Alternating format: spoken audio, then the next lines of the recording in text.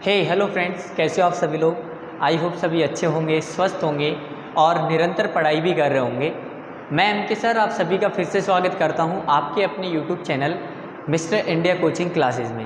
तो दोस्तों, आज के इस वीडियो में हम बात करेंगे एक्सरसाइज 10.2 के क्वेश्चन नंबर 4 से लेके क्वेश्चन नंबर 11 तक। तो वीडियो में लास्ट तक ज़रूर बने रहिएगा। और एक इम्पॉर्टेंट सूचना मैं आपको दे दूँ कि आज से कंटिन्यू हम लोग class 9th, class 10th, class 11th और 12th यानी कि चारों क्लासेस की मैथमेटिक्स को हम यहाँ पे पढ़ने वाले हैं। तो जो भी स्टूडेंट चैनल पे नया है वो चैनल को सब्सक्राइब करें, बेल आइकन को प्रेस करें, ताकि जो भी मैं वीडियो चैनल पे अपलोड करूँ आपके पास उसका नोटिफिकेशन सबसे पहले पहुँच जाए। तो चलिए दोस्तों, बिना टाइम वेस्ट किए स्टार्ट करते हैं।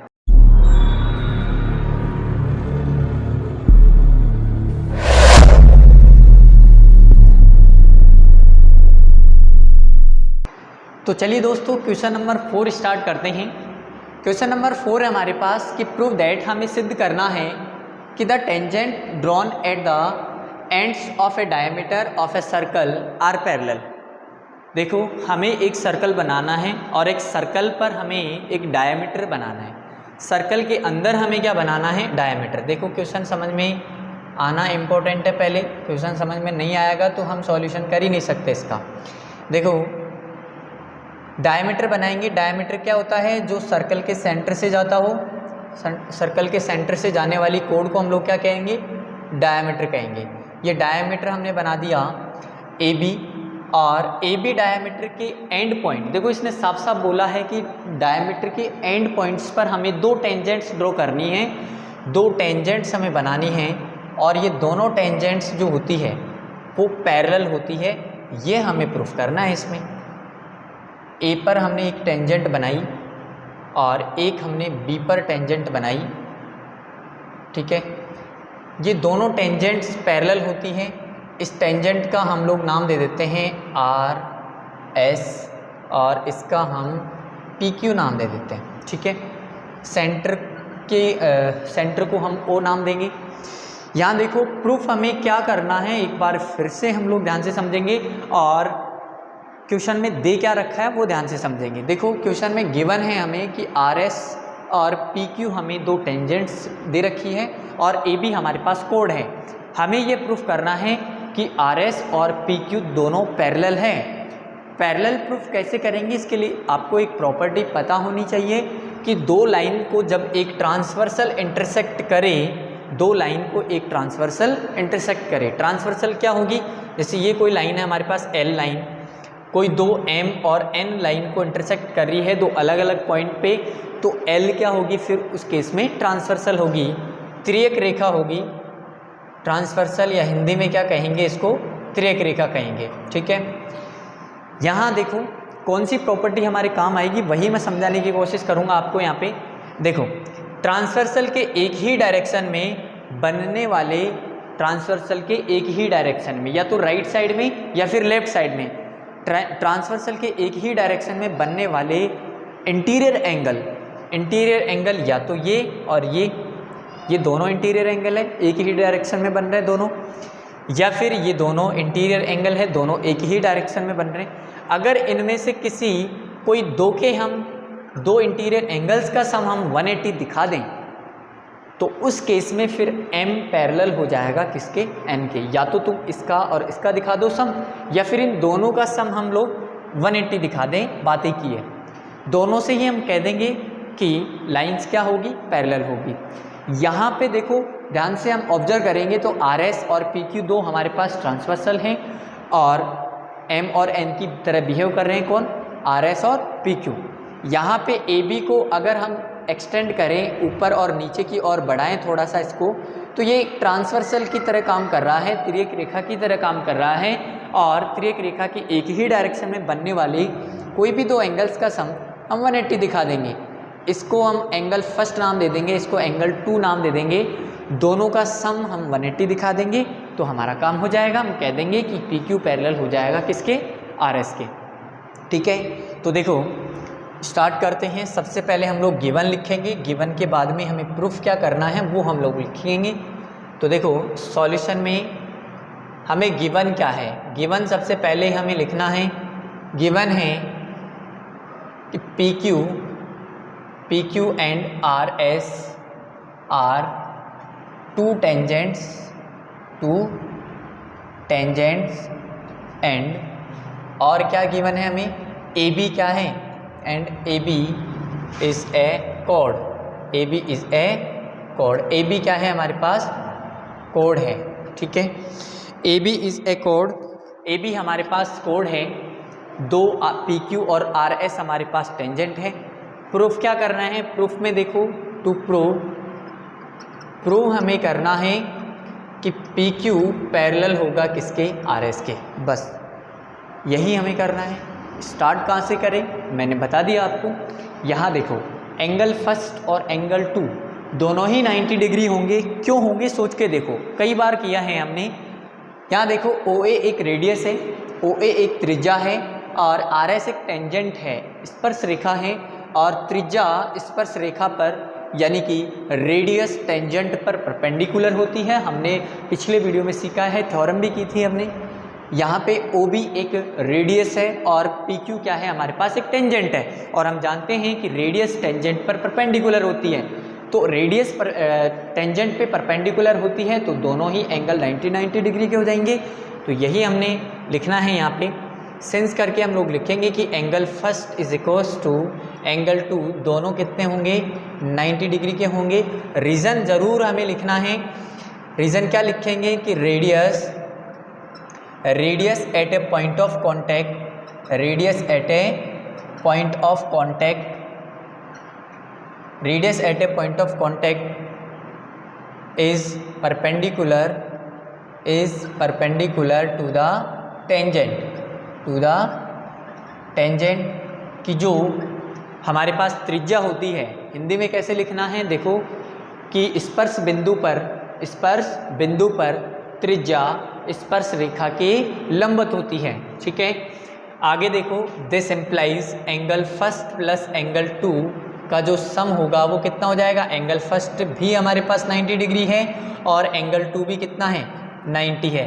दोनों को जब हम लोग ऐड करेंगे तो angle first plus angle two कितना आएगा, 180 आएगा। और ट्रांसवर्सल के एक ही डायरेक्शन में बनने वाले इंटीरियर एंगल्स का सम अगर 180 होता है तो फिर उन एंगल्स को हम लोग क्या कह देते हैं, को इंटीरियर एंगल। इन दोनों एंगल्स को क्या कहेंगे, को इंटीरियर एंगल कहेंगे, ठीक है। तो इसका रीज़न हमें क्या लिखना है, ये दोनों क्या हैं, को इंटीरियर एंगल हैं, को इंटीरियर एंगल्स हैं दोनों, ठीक है। हिंदी में हमें लिखना है इसको सह अंतःकोण है, हिंदी में क्या कहेंगे इसको, सह अंतःकोण, ठीक है। अच्छा, अगर हमने को इंटीरियर एंगल्स का सम 180 दिखा दिया तो हम कह देंगे डायरेक्ट कि पी क्यू पैरेलल होगा किसके, आर एस के, ठीक है। बस यही हमें करना था, लास्ट में हम लोग लिख देंगे एच पी हैंस प्रूव्ड, या फिर आप हिंदी में लिख सकते हो इति सिद्धम, ठीक है।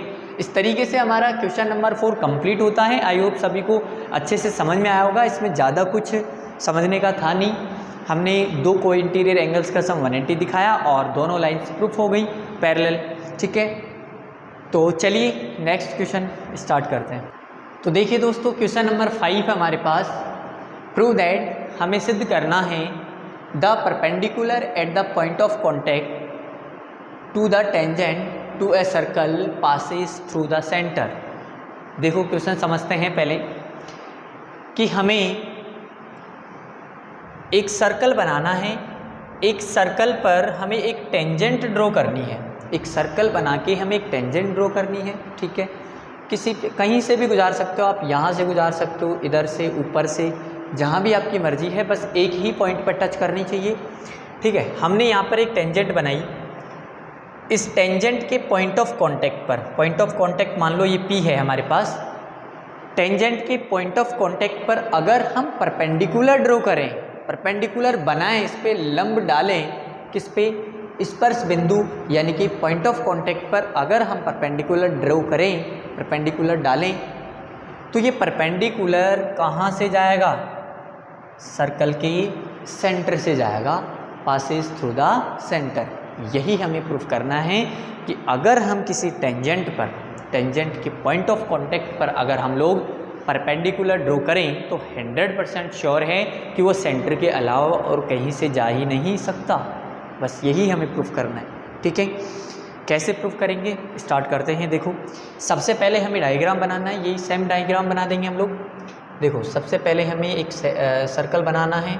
सर्कल बनाने के बाद में एक हम टेंजेंट ड्रॉ कर देंगे, जहाँ पे ये टच कर रही है उसको पॉइंट ऑफ कांटेक्ट हम नाम दे देंगे P, और यहाँ पे सेंटर है हमारे पास O, ठीक है, सेंटर O है। अब यहाँ पे हमने एक परपेंडिकुलर ड्रॉ किया है, परपेंडिकुलर डाला है इस पर, ठीक है, यहाँ पे 90 डिग्री का एंगल बना रहा है ये। अच्छा, इस टेंजेंट को हम लोग कोई नाम दे देते हैं, AB हमने नाम दिया इसको, ठीक है। तो सबसे पहले गिवन में, और हमें प्रूफ क्या करना है, ये डायग्राम हमें बनाना है, गिवन और प्रूफ क्या करना है वो लिखते हैं। देखो सॉल्यूशन में सबसे पहले गिवन हमें लिखना है। देखो गिवन क्या है, गिवन क्या है, यहाँ पे देखो AB एक टेंजेंट है, बस ये लिख सकते हो। ज़्यादा से ज़्यादा तुम लोग ये लिख सकते हो कि OP एक रेडियस है, ठीक है। तो इतना ही लिखना है, कम लिखना है हमें, ज़्यादा नहीं लिखना है इसमें। तो AB is a tangent, AB is a tangent. अगर क्लियर हमें दे रखा है तो हम ज़रूर लिखेंगे, लेकिन हमें कुछ समझ में नहीं आ रहा है तो जो आपको समझ में आता है, जितना आप लिख पाते हो उतना लिख दो बस। AB एक टेंजेंट है हमारे पास, AB is a tangent. Proof क्या करना है, देखो टू प्रूव, हमें यही तो प्रूफ करना है कि भाई यहाँ से परपेंडिकुलर हम डालें टेंजेंट पे पॉइंट ऑफ कांटेक्ट पर तो वो सेंटर से जाएगा। अब इसमें लिखना क्या है, डायरेक्ट यहाँ से कॉपी करो और यहाँ तक लिख दो, ठीक है। यहाँ से कॉपी करके यहाँ पर लिखना है हमें, बस। मैं नहीं लिख रहा, मैं स्टार्टिंग का पॉइंट लिखूँगा और लास्ट का मैं लिख दूँगा, ठीक है। स्टार्टिंग का वर्ड और लास्ट का वर्ड लिख दूँगा, ये आपको लिखना है सेंटर, ठीक है। कॉपी करके बस यहाँ से लिख देना है, गिवन हमें टू प्रूफ ये करना है, ठीक है। और लास्ट में भी हम लोग यही लिख देंगे। अब देखो स्टार्ट कहाँ से करें, स्टार्ट कहाँ से करें, बस यही समस्या है हमारी कि स्टार्टिंग का पता नहीं है। बस एक शब्द अगर हमें याद आ जाए तो हम पूरा उतार देंगे, कॉपी भर देंगे, है ना। लेकिन बस वो स्टार्टिंग का वर्ड ही याद नहीं आता, हम अटक ही वहीं जाते हैं। तो बस यही अगर आपके कॉन्सेप्ट क्लियर है ना, तो मैं कहूँगा कि कभी भी आप अटकोगे नहीं कि स्टार्ट कहाँ से करना है। कभी आपके माइंड में ऐसा होगा ही नहीं कि स्टार्ट कहाँ से करना है। देखो स्टार्ट कहाँ से करना है, ये प्रॉब्लम उन बच्चों को आती है जिन बच्चों की प्रिपरेशन अच्छे से नहीं है। तो मैं आपको यही कहूँगा कि एग्ज़ाम तक कम से कम 4 से 5 बार आपकी मैथमेटिक्स की बुक का या कोई भी बुक का आपका रिवीजन हो जाना चाहिए, तो जाके आप फिर एग्ज़ाम में अच्छा परफॉर्म कर पाओगे। और पेन बिना रुके नॉन स्टॉप चलेगा आपका।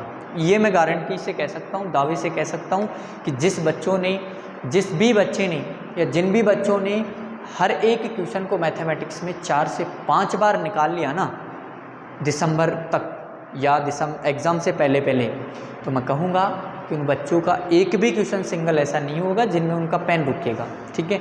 सारे क्वेश्चन नॉन स्टॉप चलेंगे, बिल्कुल ऐसे पानी की तरह सोल्व करोगे आप लोग।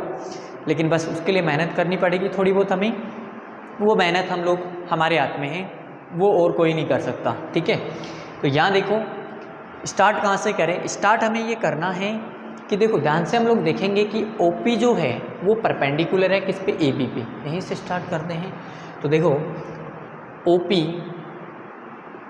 सिंस OP परपेंडिकुलर है किस पे, AB पे। ये हमें गिवन है, क्वेश्चन में गिवन है कि अगर हम लंब डालें उस पर, गिवन है ये हमें, ठीक है। इसलिए हमने सिंस लगाया। तो दिस एम्प्लाइज, अगर ये परपेंडिकुलर है तो फिर क्या होगा, यहाँ पे जो एंगल बन रहा है एंगल OPB जो है वो कितने डिग्री का होगा, 90 डिग्री का होगा, सिंपल। इसको हमें इक्वेशन नंबर फर्स्ट नाम देनी है। अब देखो आगे क्या करना है, हम कोई एक पॉइंट लेट करेंगे जो सेंटर के अलावा कहीं और होगा, सेंटर पर नहीं होगा, सेंटर के बाहर कहीं होगा, यानी कि सेंटर इस सेंटर को छोड़कर कहीं भी ले सकते हो आप, लेफ्ट में भी ले सकते हो और राइट में भी ले सकते हो, ठीक है, बट वो सेंटर पे नहीं होना चाहिए। हम ये लेट करेंगे, ठीक है।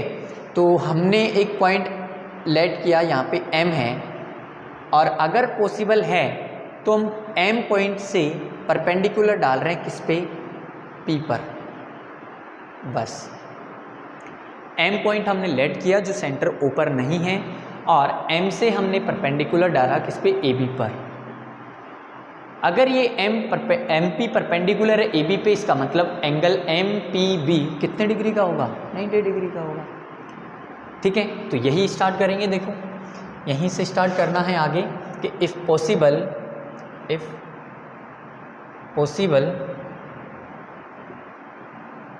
यदि संभव है तो लेट, तो माना कि if possible let MP be perpendicular, MP be perpendicular to AB, AB के क्या है, परपेंडिकुलर है कौन, AB। यदि संभव है तो माना कि MP AB के लंबवत है, यदि संभव है तो माना कि MP AB के लंबवत है। विच इज, आगे क्या लिखना है, विच इज not passing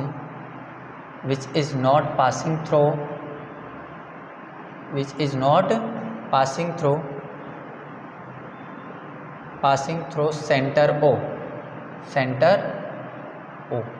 ठीक है, जो कि कहाँ से नहीं जाता है, सेंटर O से नहीं जाएगा, यानी कि M जो है ना वो सेंटर पर नहीं है, ठीक है, यानी कि PM जो है वो सेंटर से नहीं जा रही है। PM एक ऐसी लाइन ले रहे हैं हम लोग, यदि पॉसिबल है तो हम ऐसी लाइन PM ले रहे हैं जो सेंटर से नहीं जा रही है और परपेंडिकुलर भी है किस पे, AB पे। ऐसा पॉसिबल है तो हमने लेट कर लिया ये, ठीक है। देखो मैथमेटिक्स में कोई भी चीज़ को हम प्रूफ करते हैं तो कहीं ना कहीं कोई ऐसे क्वेश्चंस हमारे पास आते हैं जिनको हम प्रूफ करने के लिए थोड़ा उसका अपोजिट मानते हैं। जैसे कि √3 को हम लोग इरेशनल नंबर प्रूफ करते हैं, अपरिमेय संख्या सिद्ध करते हैं, तो उस केस में हमें उसको अपरिमेय करना होता है, लेकिन हमें लेट क्या करते हैं, रेशनल नंबर उसको लेट करते हैं, परिमेय संख्या लेट करते हैं, और लास्ट में जाते जाते हम लोग कंक्लूजन निकाल देते हैं कि जो हमने कल्पना की है, जो हमने इमेजिनेशन की है, वो क्या है, हमारा सपोजिशन के कॉन्ट्राडिक्ट है, हमारी कल्पना के विरोधाभास हैं, और लास्ट में जाके हम लोग प्रूफ कर देते हैं उस चीज़ को, ठीक है, सत्य कर देते हैं। तो यही हम लोग यहाँ पे करेंगे। हमने पॉसिबल है तो लेट कर लिया कि MP परपेंडिकुलर है AB पे, ऐसा होगा नहीं, होता नहीं है वैसे, हमने पॉसिबल है तो किया है, इसलिए हमने लिखा है कि इफ पॉसिबल, ठीक है, जो कि सेंटर O से नहीं जाता है। अब अगर हमने ये लेट कर लिया कि MP परपेंडिकुलर है AB पे, तो इसका क्या मतलब हुआ, इसका मतलब ये हुआ कि एंगल MPB जो है वो कितने डिग्री का होगा भाई, 90 डिग्री का होगा, और इसको हम लोग इक्वेशन सेकंड नाम दे देंगे, ठीक है। अगर हम लोग इक्वेशन फर्स्ट और सेकंड को ध्यान से देखें तो दोनों की RHS इक्वल है, दोनों की राइट हैंड साइड इक्वल है। देखो 90 डिग्री है राइट साइड में, यहाँ पर भी 90 डिग्री है। दोनों की जब राइट साइड इक्वल है, इक्वेशन कोई भी दो इक्वेशन में अगर हम कंपेयर करें, दोनों की अगर RHS साइड इक्वल है, दोनों की अगर RHS साइड इक्वल है तो उनकी LHS साइड भी इक्वल होती है, और अगर उनकी LHS साइड इक्वल है तो उनकी RHS साइड भी इक्वल होती है। यहाँ पे RHS इक्वल है तो हम कह देंगे कि from equation first and second दोनों की RHS इक्वल है, तो angle OPB is equals to LHS भी क्या होगी, इक्वल होगी एंगल MPB। अब ध्यान से देखो इस चीज़ को, यहाँ पे हमने कंक्लूजन निकाला कि एंगल OPB इक्वल है एंगल MPB के। पॉसिबल है क्या ये, देखो ध्यान से, एंगल OPB इतना एंगल है यहाँ से लेकर यहाँ तक का, और एंगल MPB यहाँ से लेकर इतना ही एंगल है, यानी कि यूँ कहेंगे कि OPB का ही एक भाग है, एक पार्ट है, कौन? Angle MPB। और पार्ट कभी भी होल के इक्वल नहीं होता, एक भाग कभी भी पूर्ण के बराबर नहीं होता। अरे सिंपल सी बात है कि अगर मैं इस डस्टर का एक टुकड़ा कर दूं तो क्या वो टुकड़ा इस पूरे डस्टर के इक्वल होगा? क्या नहीं होगा। तो यहाँ से हम कंक्लूजन निकालेंगे कि ये पॉसिबल नहीं है, which is not possible, which is not possible, which is not possible. क्यों पॉसिबल नहीं है, क्यों संभव नहीं है, वो भी हमें लिखना है कि as a part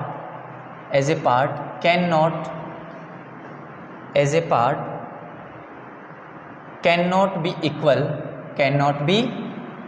equal to whole. Hindi में क्या लिखेंगे? देखो कि जो संभव नहीं है क्योंकि पूर्ण कभी भी भाग के बराबर नहीं होता, या एक भाग कभी भी पूर्ण के बराबर नहीं होता। बस यही हमें लिखना था। लास्ट में हम लोग क्या लिखेंगे? देखो 10 it contradict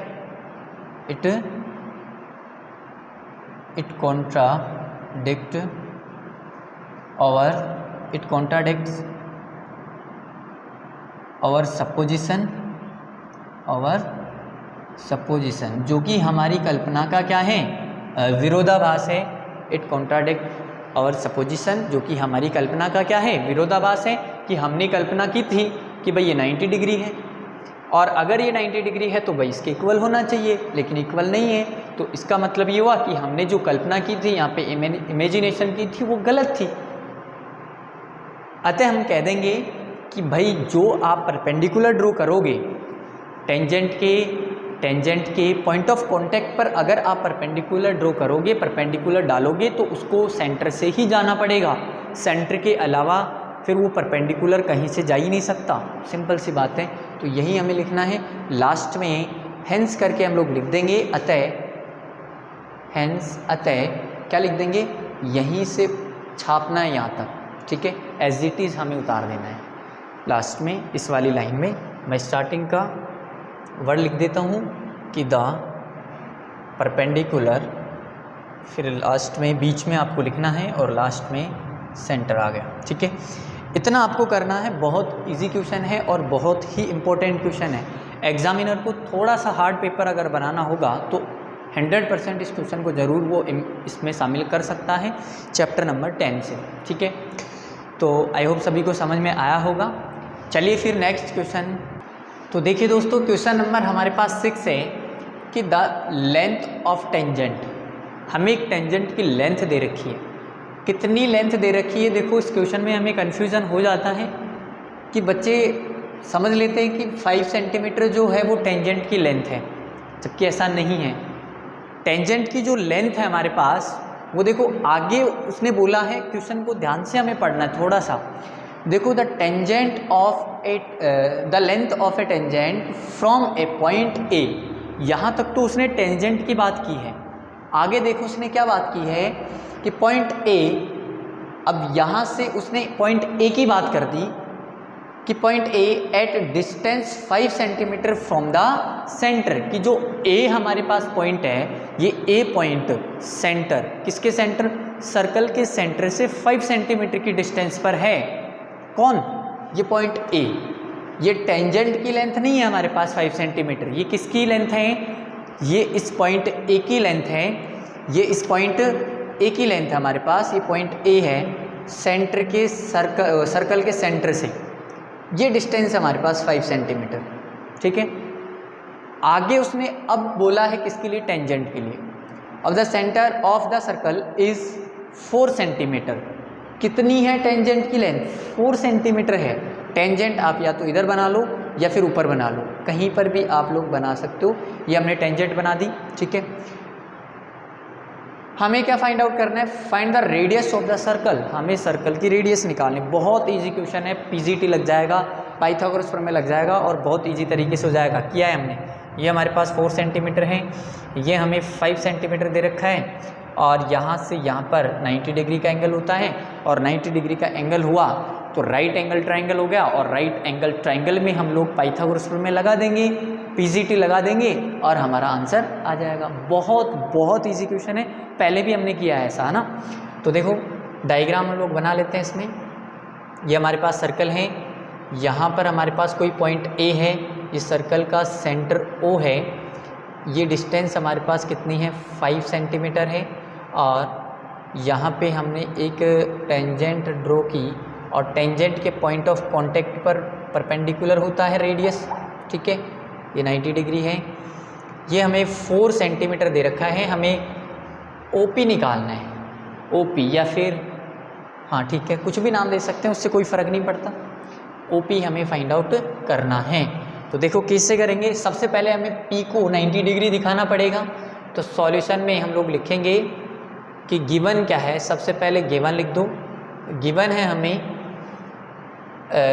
A O is equals to कितना है 5 सेंटीमीटर, और A P is equals to कितना गिवन है हमें 4 सेंटीमीटर। अच्छा हमें फाइंड आउट क्या करना है, टू फाइंड हमें फाइंड करना है रेडियस ओपी, हमें फाइंड आउट करना है, ठीक है।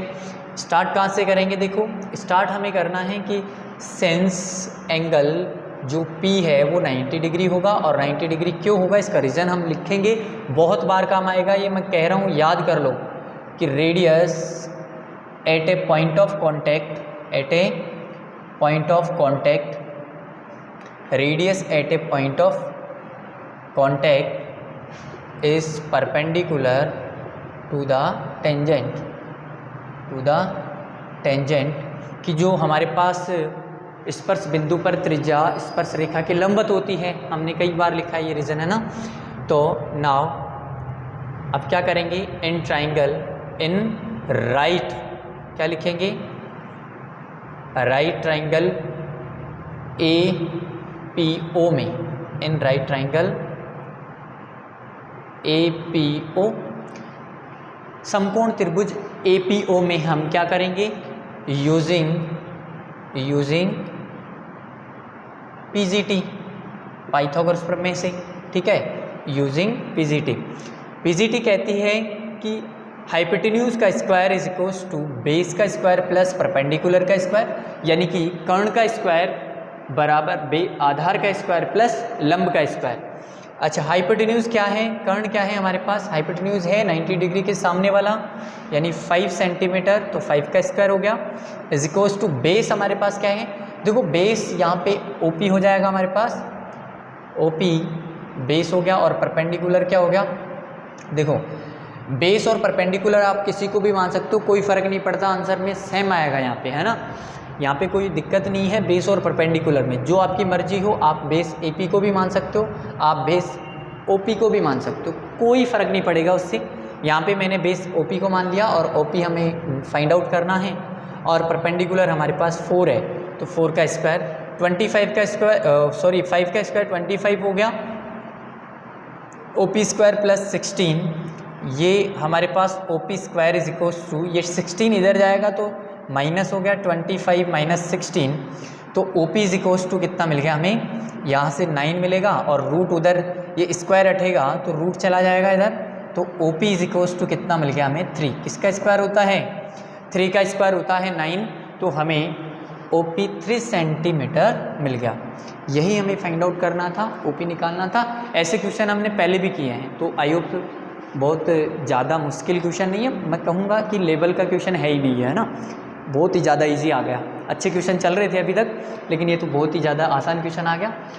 तो चलो फिर नेक्स्ट क्वेश्चन स्टार्ट करते हैं। तो देखिए दोस्तों, क्वेश्चन नंबर 7 है हमारे पास, 2 concentric circles are of radii 5 centimetre and 3 centimetre. 2 concentric circles है हमारे पास, यानी कि 2 ऐसे सर्कल है जिनके सेंटर एक ही है। कॉन्सेंट्रिक सर्कल्स क्या होते हैं कि जिनका सेंटर एक ही हो। ये हमारे पास 2 टाइप्स के क्या है, 2 कंसेंट्रिक सर्कल्स है, कॉन्सेंट्रिक सर्कल्स है जिनके सेंटर एक ही है।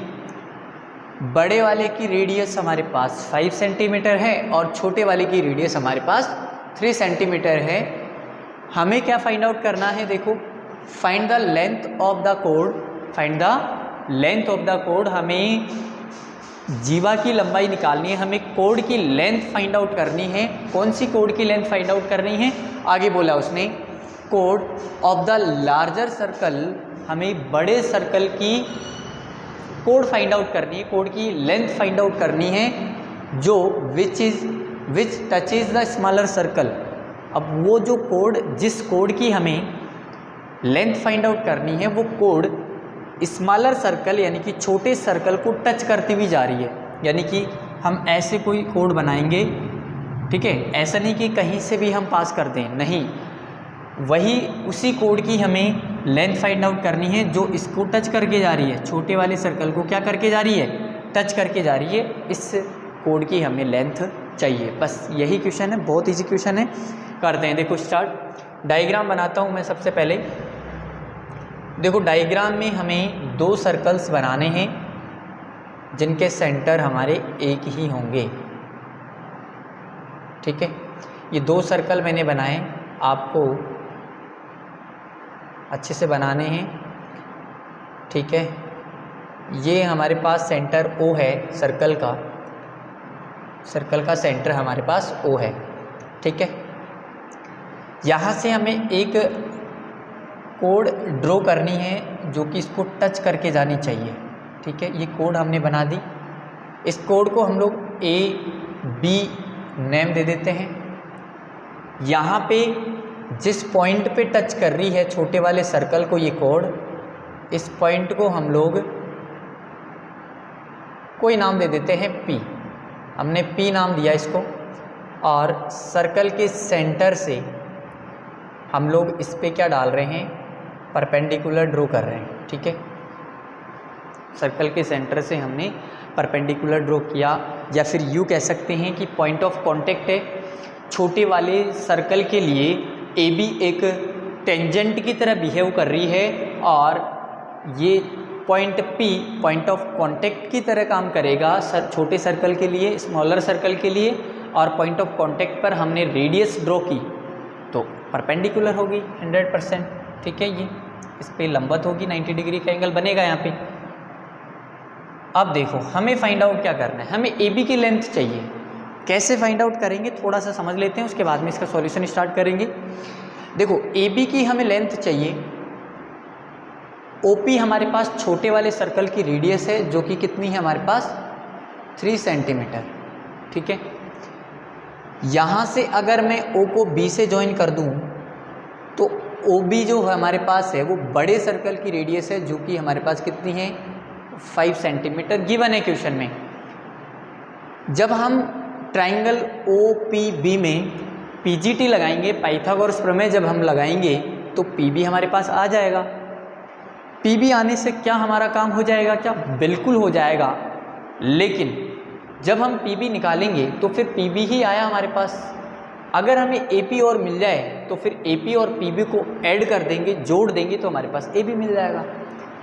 अब देखो जब हमारे पास PB आएगा तो PB से ही हमारा काम हो जाएगा, क्योंकि जितना PB होगा उतना ही AP होगा। अब ये हमें दिखाना पड़ेगा कि AP जो होगा वो बराबर होगा किसके, PB के। AP इक्वल होगा PB के, ये हमें दिखाना पड़ेगा, शो करना पड़ेगा। उसके बाद में हम लोग लिख देंगे कि ये दोनों इक्वल हैं और इक्वल होने के बाद दोनों को ऐड कर देंगे तो हमारा काम बन जाएगा, ठीक है। या फिर PB डबल होगा किसका, AB का, ठीक है। तो स्टार्ट करते हैं देखो, और उसके बाद में PGT लगा देंगे तो हमारा काम बन जाएगा। तो पहले हम लोग AP बराबर दिखाएंगे किसके, AP को इक्वल दिखाएंगे BP के। तो सॉल्यूशन में हमें लिखना क्या है, देखो सॉल्यूशन में गिवन में ज़्यादा कुछ लिखने की ज़रूरत नहीं है। गिवन में आप लोग लिख दो कि OP इज़ हमारे पास कितना है 3 सेंटीमीटर और OB इज इक्वल्स टू कितना है हमारे पास 5 सेंटीमीटर। हमें फाइंड आउट क्या करना है, टू फाइंड हमें करना है AB हमें फाइंड आउट करना है, ठीक है। ये हमने गिवन और फाइंड में लिख दिया। अब स्टार्ट कहाँ से करें, देखो सिंस हमारे पास जो OP है वो परपेंडिकुलर है किस पे, या OP जो है एंगल, एक मिनट, एंगल P जो है हमारे पास वो कितने डिग्री का है, 90 डिग्री का। रीजन हम लोग वही लिखेंगे जो हम लिखते आ रहे हैं कि रेडियस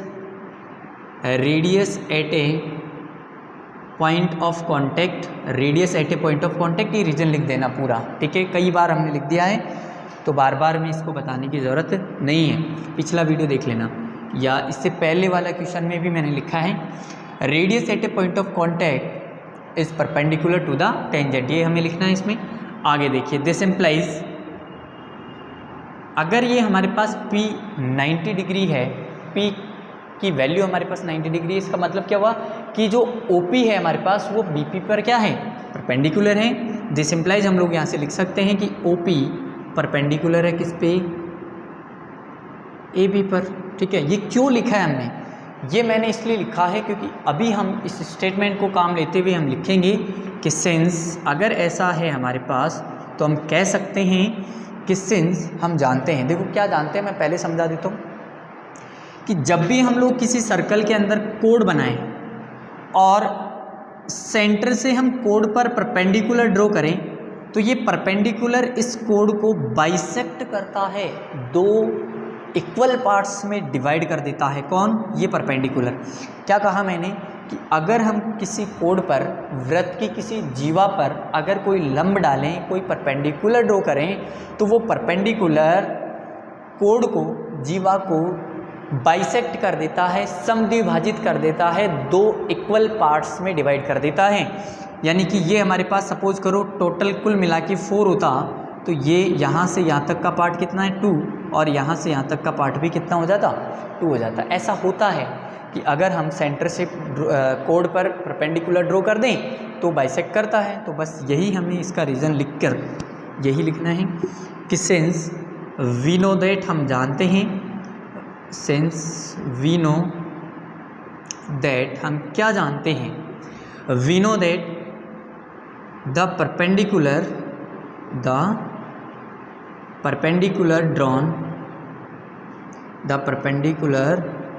drawn, कहाँ से परपेंडिकुलर डाल रहे हैं हम लोग, सेंटर से। तो the perpendicular drawn from centre of circle, circle के सेंटर से हम लोग क्या डाल रहे हैं, परपेंडिकुलर डाल रहे हैं। तो क्या होगा, किस पे डाल रहे हैं, कोड पे, टू द कोड पे हम लोग क्या डाल रहे हैं, परपेंडिकुलर डाल रहे हैं। तो क्या होगा, अगर हम लोग कोड पर परपेंडिकुलर डालें तो कोड को बाइसेक्ट करेगा, हमेशा क्या करेगा, कोड को बाइसेक्ट करेगा, विच इज ऑलवेज, अच्छा इधर लिख देता हूँ मैं, उधर दिखेगा नहीं, which is always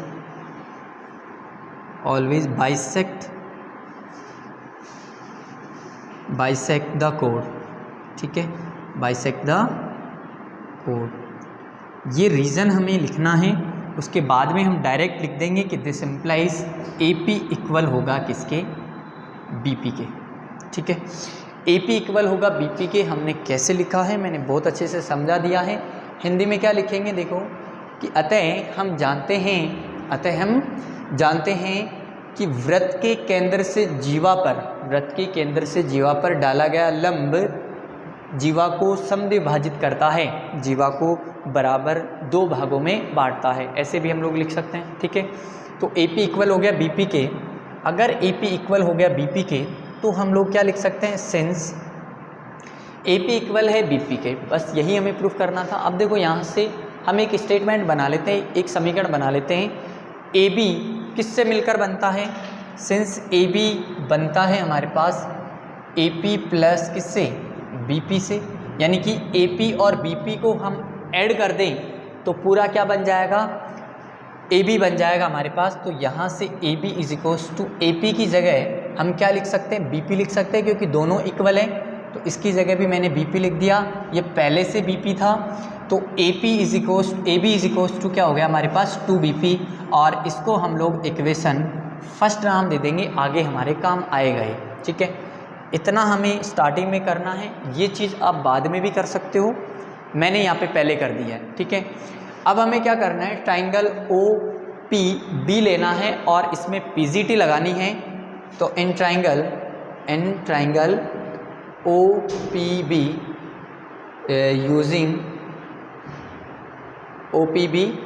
using PGT, ठीक है। पाइथागोरस प्रमेय लगाएंगे किसमें, त्रिभुज ट्राइंगल ओपीबी में।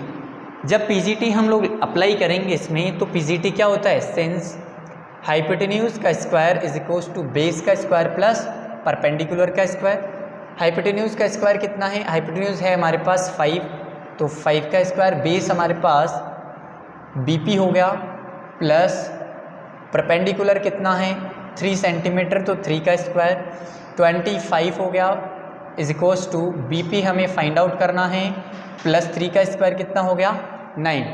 आगे देखो यहाँ से बीपी इज इक्वल्स टू ये 9 इधर आके माइनस का हो गया 25 माइनस 9, तो बीपी की वैल्यू हमें कितनी मिलेगी, ये 16 मिलेगा, रूट 16 हो जाएगा। यहाँ स्क्वायर चल रहा है, स्क्वायर हटेगा उधर जाएगा, रूट पे चला गया, बीपी इज इक्वल्स टू हमें मिल जाएगा 4 सेंटीमीटर हमें क्या मिल गया, बीपी मिल गया।